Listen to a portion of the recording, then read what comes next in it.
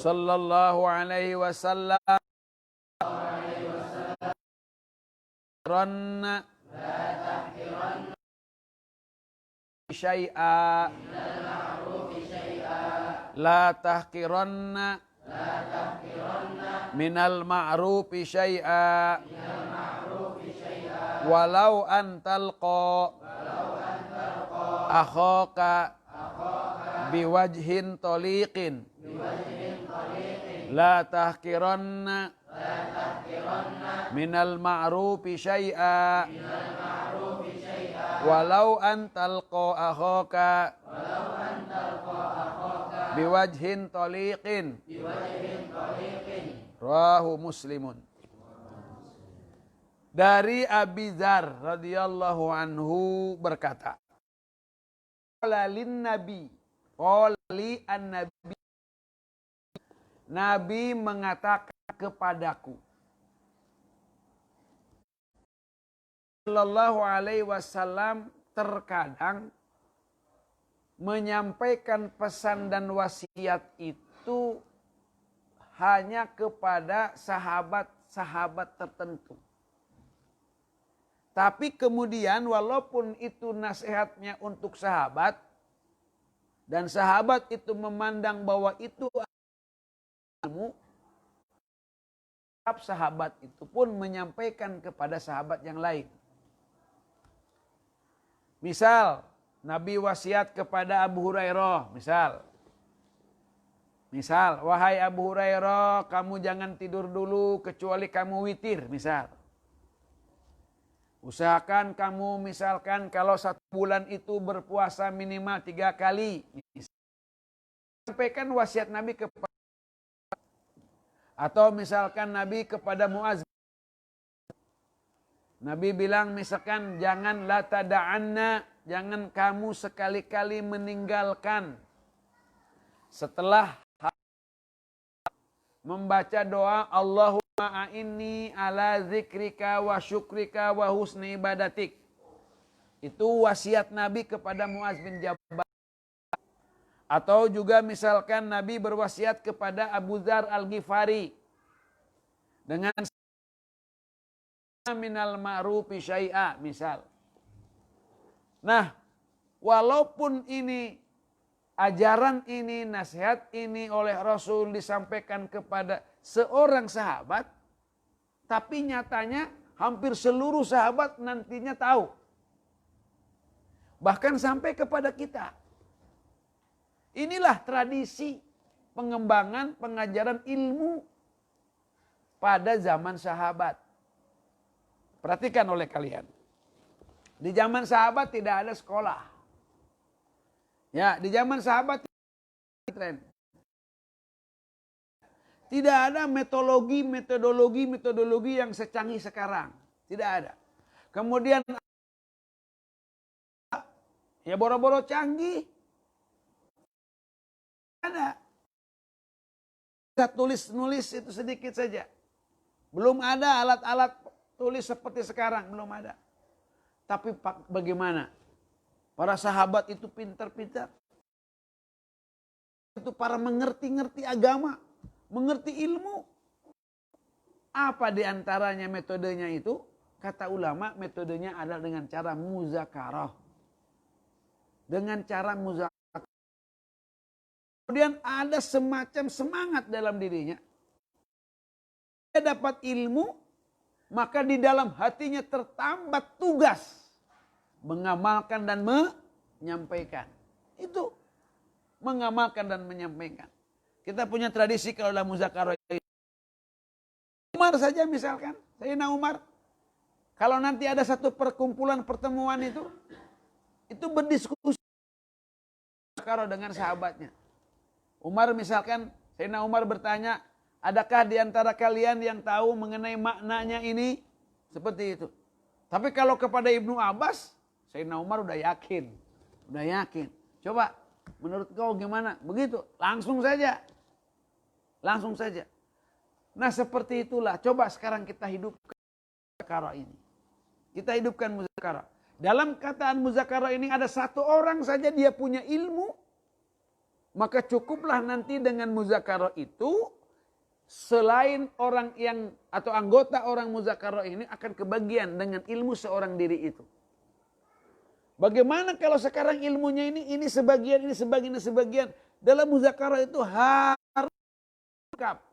Sehingga pulang daripada muzakarah itu lengkaplah. Seperti itu. Kalau sekarang kita tahu apa, so kita kumpulkan, muzakarahkan. Kita punya alat, sekarang punya catatan, punya segala macam.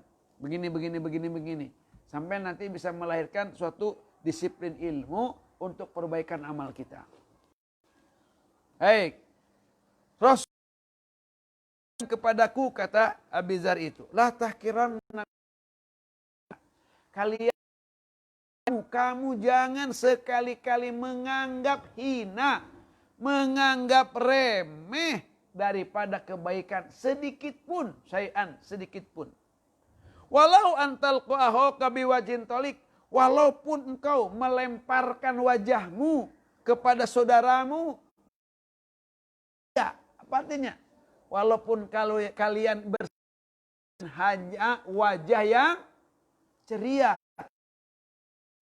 tabassumu wajhi akhika shadaqah, karena senyum kamu, lihat senyum kamu pada wajah saudaramu, di hadapan saudaramu, itu pun jadi sedekah.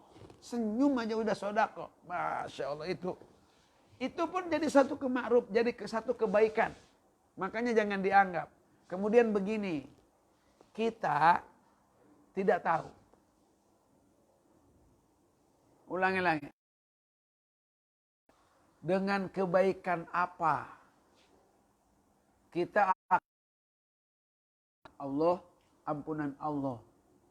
Kita tidak tahu. Sebab banyak nanti ada orang yang dengan hanya sebiji korma dapat selamat dari neraka. Ada dengan hanya seteguk air bisa selamat dari neraka. Ada orang dengan hanya menghilangkan kotoran dari masjid bisa masuk ke dalam surga. Itu nanti kita ketemukan hadis-hadis seperti itu. Jangan sekali-kali menganggap remeh sedikit pun. Karena kita tidak tahu dengan kebaikan mana kita akan memperoleh rahmat Allah. Demikian juga jangan kita menganggap remeh kejelekan. Jangan. Karena kita tidak tahu. Kalau dengan kejelekan yang walaupun hanya sedikit kejelekan itu, tapi itu bisa mendatangkan murka Allah. Nauzubillah. Kita tidak tahu. Gimana sejarahnya iblis laknatullah alaih. Itu manusia yang seceduh, metus, ucap nyata. Doanya diijabah. Gurunya para malaikat. Namanya Azazil namanya. Mulia iblis itu. Tapi karena dia menyepelekan perbuatan ma'ruf, menyepelekan satu perintah, maka menyebabkan dilaknat oleh Allah Subhanahu wa taala. Nauzubillah. Kita tidak tahu. Ulangi lagi, kita tidak tahu. Ada orang dengan hanya ngurungin kucing dapat laknat Allah. Dapat laknat Allah. Kan kita ngeri kalau seperti itu. Kita tidak tahu. Tidak tahu. Orang itu masuk neraka dengan amalan apa? Kita tidak tahu. Seperti kita tidak tahunya, kita bisa masuk surga pun dengan amal kebaikan apa. Oleh karena itu, umumnya, teori umumnya, Nabi katakan, jangan kalian menganggap perbuatan ma'ruf walaupun sedikit. Mas, jangan menghina ya kepada orang yang bersedekah hanya 500. 500. Dapat beli apa 500? Jangan menghina. Jangan menghina. Jangan menghina dengan menganggap ria kepada orang yang sedekah gak banyak. Kita kan tidak tahu. 1 juta dia sedekah. Tapi punya uangnya 1 miliar. 10.000 dia bersedekah. Tapi dia punya uangnya cuma 50.000. Betul jumlahnya juta lebih gede daripada menurut Allah Subhanahu wa taala itu bisa jadi 10.000 itu tentu lebih hebat daripada yang sejuta. Kenapa? Karena uang yang disisakannya persentasenya itu lebih besar nilai daripada 10.000 itu. Karena nilainya hanya 50.000. Sejuta dengan 1 miliar. Masya Allah. Belum tentu. La tahkiranna, jangan kamu menganggap hina minal ma'rufi, daripada perbuatan ma'ruf, kebaikan, syai'an sedikit pun. Walau antal akhaka biwajhin thalik, walaupun dengan hanya kamu berwajah baik kepada saudaramu, terutama yang seiman, seagama. Wallahu a'lam bissawab.